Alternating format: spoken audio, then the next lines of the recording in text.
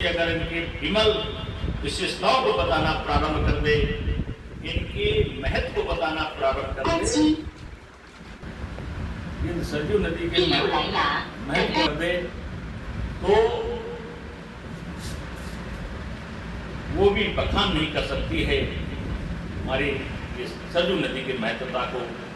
इतना महत्व हमारे बाबा तुलसीदास ने बताया और भी बताया है कि राम धाम दापुरी सुहावन।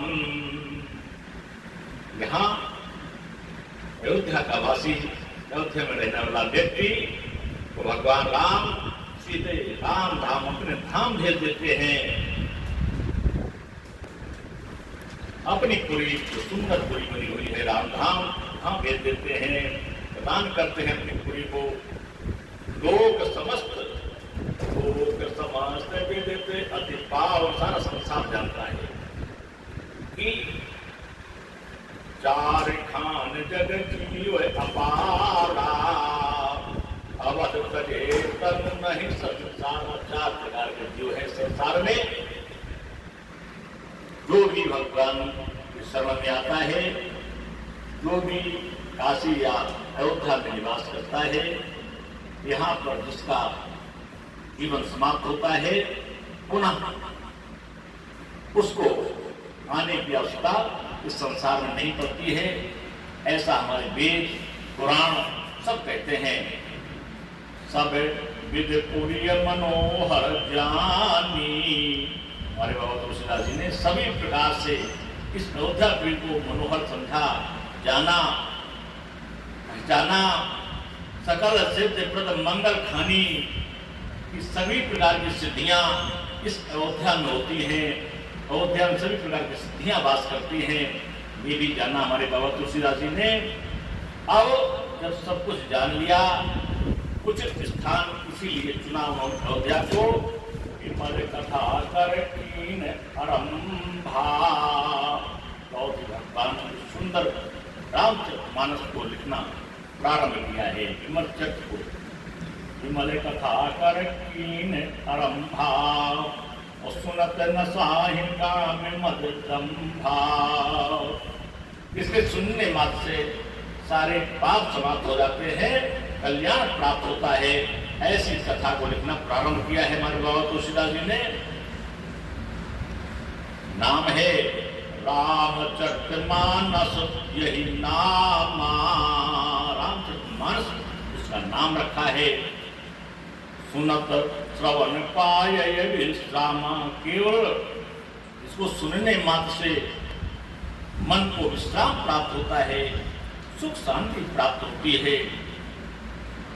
मन कर विषय अनल बन जराई, इस संसार के भोजाल में, विषयांचलों में, आग जैसे वन में व्यक्ति जल रहा है।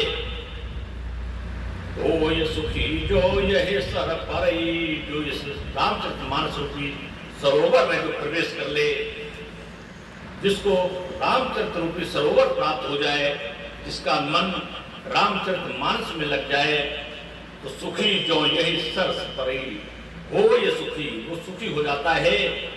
जो सुख रामचरितमानस में मिलता है, उस सांसारिक जीवन के अलंकारों में नहीं मिलता है। ऐसा हमारे बाबा तुलसीदास ने रचना की है, लिखा है और भी आगे बताया है कि रामचरितमानस मुनि भावन। सारे मनुष्यों को, जो मुनि हैं यानी जो सज्जन हैं, जो तपस्वी हैं, उनको रामचरितमानस बहुत ही सुंदर लगता है। विरचो शंभु सुहावन पावन, जैसे भगवान शंकर ने जिसकी रचना की है, भगवान शंकर ने जिसकी रचना की है, ऐसा है इस रामचरितमानस। त्रिविध दोष दुख दारिद्र दावन, सभी प्रकार के, तीनों प्रकार के दोष हुआ करते हैं, इस रामचरितमानस के सुनने मात्र से समाप्त हो जाते हैं। कल कुचाल कुल कलुष नसावन, इस कलयुग में जो कुचाल गलत कुसंगति है, सारे के सारे समाप्त हो जाते हैं, सारे दोष समाप्त हो जाते हैं। इतना सुंदर है ये श्री रामचरितमानस नाम रखा है हमारे भगवान शंकर ने। आगे बताया है, बहुत ही सुंदर बात कही है। जो सुनेंगे समझेंगे सत्कर्म पथ, यही उनका सत्कर्म पथ है। रच महेश निज मानस राखा, ये रामचरितमानस भगवान शंकर ने अपने मन में रच करके रखा हुआ है। किसी को बताया नहीं, किसी को दिखाया नहीं, केवल मन मुखी भगवान शंकर ने रामचरितमानस अपने मन में बना करके रखा है। और पाय सुसमय समो शिवासन भाखा, जब हमारी भैया पार्वती ने विशेष आग्रह किया है तब सुंदर समय पाया है। उस समय ये शिवा को भगवान शंकर ने इस रामचरितमानस को सुनाया है जो स्वयं रचा है। ताते राम चरित मानस वर, हरो नाम ही हेरि हर्ष। इसलिए रामचरितमानस नाम भगवान शंकर ने इसलिए रखा कि रामचरित्र उनके मन में है, इसलिए रामचरितमानस नाम जो पड़ा वो इसलिए